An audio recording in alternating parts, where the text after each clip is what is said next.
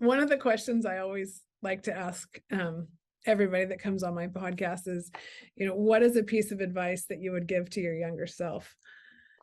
Well, I think I touched on it a little bit earlier, but I'll kind of go into a little bit more detail.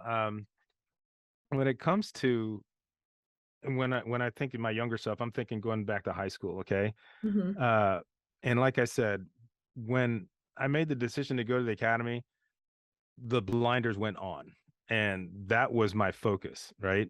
And everything worked out. Same thing when I was at the academy, and the goal was basically, okay, the goal is to graduate. You can do this on your own, blah blah blah. Of course, I realized, okay, you can't do it on your own. You need a lot of help, but nevertheless.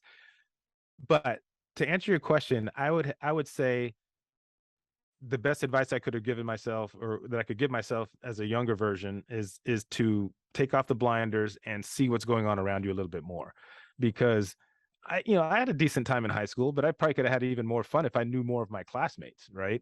And at the academy, I think that there was this sense of always wanting to get through the next test, or do this or do that. That as fun a time as I had, my senior year, I'm thinking, okay, if I could have pulled that down into my sophomore year a little bit more, then it might have been even more enjoyable for me.